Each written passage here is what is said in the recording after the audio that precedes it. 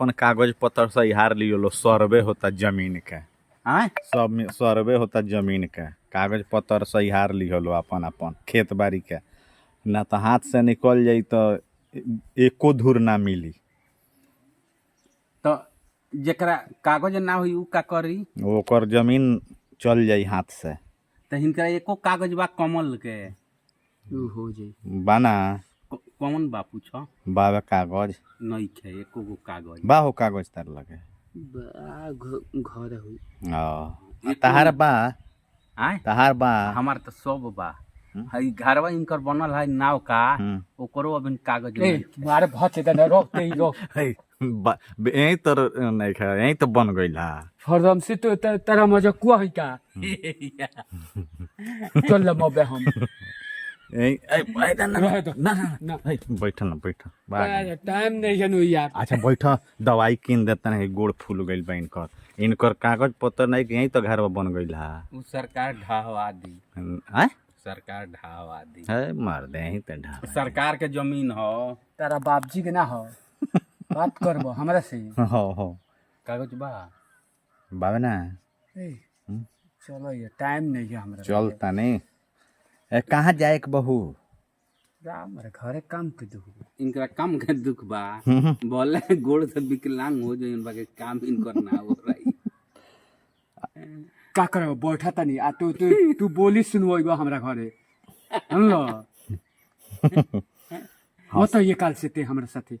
ए यार घाव ऐसे गोड़ डैमेज बा तो कहाँ जइबो? मुचुक गइल बा, बैठावे ल तू चुपचाप बैठो। कहो बैठावे ल बैठा तो देवे करे। तन देखबत का एथी देखैबे यार भईवा, गोड़वा देखाव इनका के, देखत त कहाँ दुखाता। हमारे ई बहुत दोगला खाली करलन ना तन मत छुओ तू ना तन देखा ना दे यार उरेवा उठ दियो नी ना होइठिया नहीं यार। ना ए यार दुश्मन ही बता दैया से जे तार घेटा मुड़ी ओंठता नहीं। बा मारे रहे तो मत कर ए राजी हैं? चल हाँ चल तन देखा देतो तो यार कहीं बैठा देते हैं। अंगुरिया पुटका देबो कहीं नस से ना उन्हें बैल होई तो दादा भईवा दे दे अंगुरिया एक एगो घींच देले दादा दादा।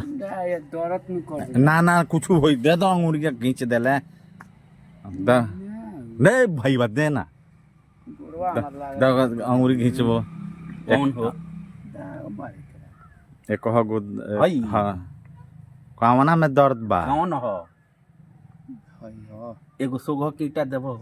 भाग मारे रह दो का हो ईटा हो? ओका मार भच देना रो नहीं भाई हम चलते नहीं, अब चलते नहीं सब बैठो लेट होता चल जाला। वो दिन गई रहनी सब मीरगंज अखाड़ा देखे कमल भाई, हम मजा आ गई का भाई, एकदम खाए नहीं सो पिए नहीं सो।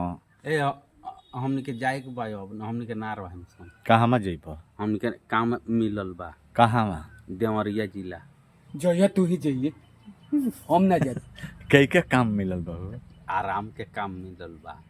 आराम के? हाँ मेहनत ना पड़ी तनको कुछ नहीं खे करे के, घर ही में खाए के बा, घर ही में मैदान होके के बा, घर ही में रहे के बा बस।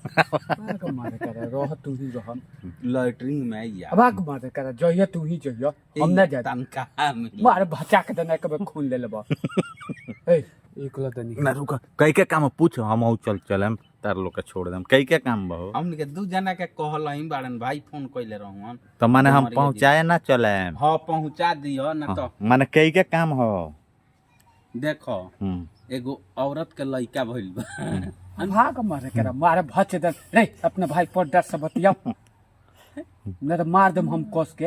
ए यार पहले बतिया सुन ल। हाँ एगो का औरत सुनी माने भाई उ फोन कइले रहन नु, तो उनकरे औरतिया के लइका भइल बा 1-2 महीना के हनु। रुक सुन ल चल जाला। छठियार मन गइल बा कि ना? बे उ मन गइल बा। बैठ 27 में पड़ल बा लइकवा का। हाँ तो उनको माने भाई कह साफ इति बारे यही सब नावे नी कहीं तो उ भाई कहता रहे नु जे कमल भाई आ रउआ दोनों आदमी चल आइलो हमरा के यहाँ।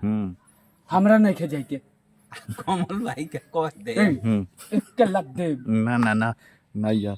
हाँ लइकवा के पोसे पाले के बा। भाग मारे कर जइया तू ही जइया आ लइकवा के महतरिया के दूध ना होला। ए मारे चलो तो दूध उध पियावे के बा आ पोसे के बा लइकवा के हनु भचर भचर ना कर लेला जान लो सुन यार पहले सुन ल पूरा आ बते लइका के दूध पियावे के बा पोस देवे के पाल लेवे के बा हनु हम्म, आ लइकवा के महतारी के दूध ना होखेला हम्म। कुंवारे में कादुम दूध सूख गइल पछुआ में भाई कहत रहूं अच्छा त कहत रहूं हम्म, जे कमल भाई के दाल उल खूब बना के खियाए मीठा देम हम्म। आ ई थी बारान डाबा के दे साकरा ना रहे बाब आ दूध खूब पियावे के बा लइका के आ पोसे के बा टाइम नहीं है यार टाइम वो तो देख लो